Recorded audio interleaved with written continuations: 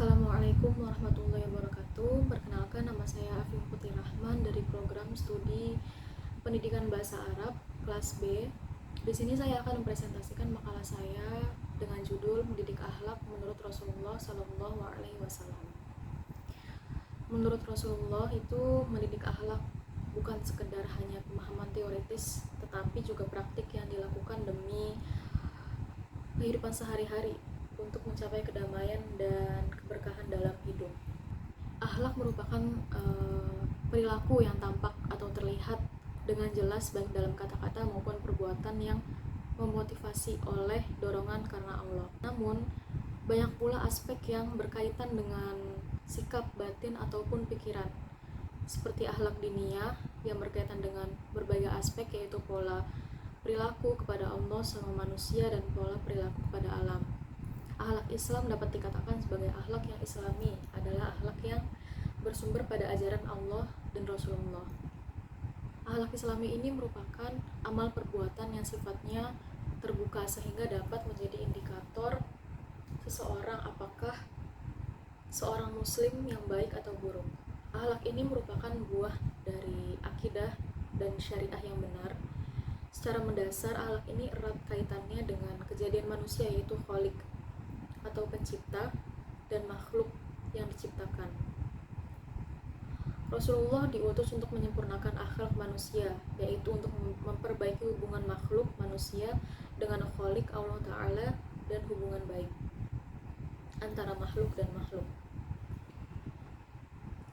Dan firman Allah Subhanahu wa Ta'ala dalam surah Al-Qalam ayat 4 menjelaskan bahwa Rasulullah Shallallahu Alaihi Wasallam punya akhlak yang agung. Hal ini menjadi syarat pokok bagi siapapun yang bertugas untuk memperbaiki akhlak orang lain. Logikanya tidak mungkin bisa memperbaiki akhlak orang lain kecuali dirinya sudah baik terlebih dahulu. Dilihat dari istilah terminologi, pengertian akhlak menurut para ahli berbagai macam. Ada dari Abdul Hamid yang mengatakan bahwa akhlak ialah ilmu tentang keutamaan yang harus dilakukan dengan cara mengikutinya sehingga jiwanya terisi dengan kebaikan, dan tentang keburukan yang harus dihindarinya sehingga jiwa yang kosong itu bersih dari segala keburukan. Dan ada juga dari Imam Al-Ghazali mengatakan bahwa akhlak ialah sifat yang tertanam dalam jiwa yang menimbulkan bermacam-macam perbuatan dengan gampang dan mudah tanpa memerlukan pemikiran dan pertimbangan. Secara garis besar, akhlak itu terbagi menjadi dua. Yang pertama itu akhlak baik atau akhlakul karimah, yang artinya adalah tingkah laku terpuji, yang merupakan tanda kesempurnaan iman seseorang itu kepada Allah. Yang kedua itu ada akhlak tercela atau akhlak mazmumah, yang artinya akhlak itu tercermin dari tutur kata, tingkah laku, dan sikap yang tidak baik, yang kurang baik gitu. Nah, kemudian ada faktor-faktor yang mempengaruhi pembentukan akhlak. Itu yang pertama ada aliran nativisme, yang kedua ada aliran empirisme, dan yang ketiga ada aliran konvergensi. Membicarakan keagungan sosok Rasulullah Shallallahu Alaihi Wasallam memang tak pernah ada habisnya. Tidak sedikit kitab yang tulis para ulama guna menjabarkan keagungan sosok Rasulullah Shallallahu Alaihi Wasallam, baik itu sejarah perjalanan hidup, karakter, keseharian.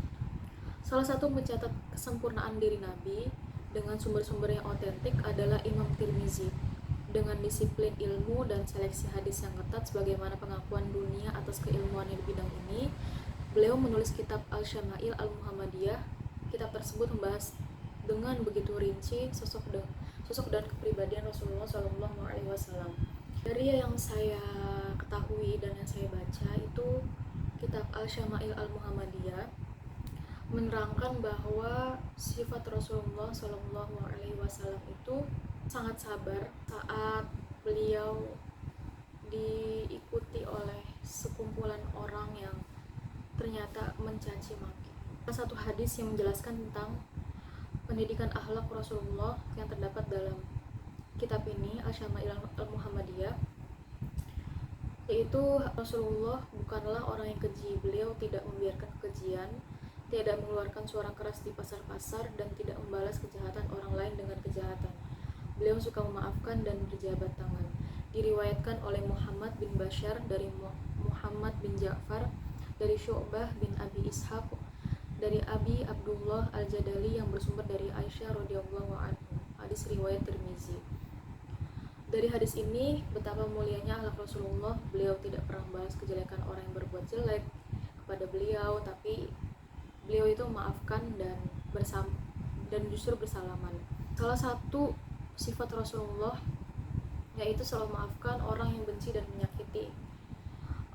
Rasulullah mengajarkan kepada kita untuk terus berbuat baik kepada orang lain meskipun orang tersebut membalasnya dengan kejahatan. Ada salah satu hadis lagi dalam kitab Al-Syama'il Al-Muhammadiyah yang mengajarkan kita untuk membalas suatu kezaliman yang ditimpakan orang kepada diri kita. Seperti yang telah dicontohkan oleh Rasulullah dalam hadis, yaitu aku tidak pernah melihat Rasulullah membalas suatu kezaliman yang ditimpakan orang kepada dirinya selama orang itu menghina kehormatan Allah. Tapi bila sedikit saja kehormatan Allah dihina orang, maka beliau merupakan orang yang paling marah karenanya. Dan seandainya dimintakan kepadanya untuk memilih di antara dua perkara, pastilah beliau akan memilih yang paling mudah, selama perkara itu tidak menyangkut maksiat. Hadis riwayat Tirmizi. Rasulullah juga tidak pernah memukul istri-istri beliau, wanita dan pelayannya, seperti yang terdapat dalam hadis Al-Syama'il Al-Muhammadiyah, yaitu di antara Rasulullah adalah beliau tidak pernah memukul suatu dengan tangannya kecuali ketika beliau berjihad fisabilillah. Beliau pun tidak pernah memukul istri dan pelayannya. Kemudian pembahasan yang ada di dalam makalah ini yaitu cara mendidik akhlak menurut Rasulullah di dalam Al-Quran. Al-Quran mengakui secara tegas bahwa Rasulullah memiliki akhlak yang sangat agung. Bahkan dapat dikatakan bahwa pertimbangan atau konsideran pengangkatan beliau sebagai nabi adalah keluhuran budi pekertinya. Dalam Al-Quran, surat Al-An'am ayat 90 menyebutkan dalam rangkaian ayat-ayatnya 18 nabi atau rasul. Setelah ke-18 nama disebut, Allah berpesan kepada Rasul, bunyinya seperti ini: mereka itulah yang memperoleh petunjuk dari Allah, maka hendaknya kamu meneladani petunjuk yang mereka peroleh. Mereka itulah orang-orang yang telah diberi petunjuk oleh Allah, maka ikutilah petunjuk mereka. Katakanlah, aku tidak meminta upah padamu dalam menyampaikan Al-Quran. Al-Quran itu tidak lain hanyalah peringatan untuk seluruh umat. Quran Surah Al-An'am ayat 90. Ulama-ulama tafsir juga menyatakan bahwa Rasulullah pasti memperhatikan benar pesan ini. Hal itu terbukti antara lain ketika salah seorang pengikutnya mengecam kebijaksanaan beliau saat membagi harta rampasan perang. Lalu beliau menahan amarahnya dan menyabarkan diri dengan berkata, semoga Allah merahmati Musa alaihissalam, dia telah diganggu melebihi gangguan yang kualami ini, dan dia bersabar, maka aku lebih wajar bersabar daripada Musa alaihissalam. Karena itu, sebagian ulama tafsir ini menyimpulkan bahwa pastilah Rasulullah telah meneladani sifat-sifat terpuji para nabi sebelum beliau. Kemudian, pendidikan akhlak menurut Rasulullah merupakan bagian integral dari ajaran Islam. Beliau mengajarkan banyak sekali nilai-nilai moral dalam kehidupan dan etika yang menjadi besar, yang menjadi dasar bagi pembentukan karakter yang baik untuk menjalani kehidupan sehari-hari ini. Beberapa prinsip pendidikan akhlak menurut Rasulullah yaitu kesabaran, kesederhanaan, kasih sayang dan kepedulian, ketulusan dan kejujuran, toleransi dan pengampunan, kemurahan hati, keteguhan dalam keyakinan, dan berkomunikasi dengan baik. Mendidik akhlak menurut Rasulullah juga bukan hanya sekedar pemahaman teoritis, tetapi juga praktik yang dilakukan dalam kehidupan sehari-hari untuk mencapai kedamaian dan keberkahan dalam hidup itu. Ada beberapa penjelasan ayat dalam Al-Quran yang mengajarkan kesabaran. Salah satunya adalah, tetapi insan yang bersabar dan memaafkan, sesungguhnya perbuatan yang demikian itu merupakan hal-hal yang diutamakan. Menurut Habib Umar, sesungguhnya perilaku sabar merupakan bagian dari akhlak yang paling agung, di mana para nabi mendidik kaum dan pengikutnya dengan sabar. Dan Allah menghiasi para nabi dengan perilaku sabar sehingga mereka menjadi teladan dalam berperilaku sabar. Kemudian yang terakhir yaitu kesimpulannya, mendidik artinya pembelajaran lebih berorientasi pada bimbingan dan konseling. mendidik membutuhkan lebih banyak banyak tanggung jawab daripada mengajar, karena mendidik adalah tentang mengarahkan pertumbuhan fisik atau perkembangan mental, bukan hanya untuk tujuan pendidikan. Kemudian akhlak mempunyai dua tujuan, yaitu yang pertama akhlak dengan Allah, dan yang kedua moralitas atau akhlak dengan makhluk lain.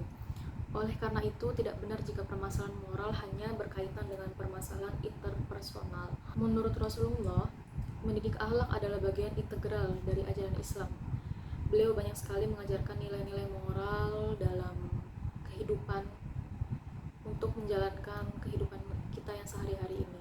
Rasulullah juga merupakan rupa nyata dari tuntunan Al-Quran.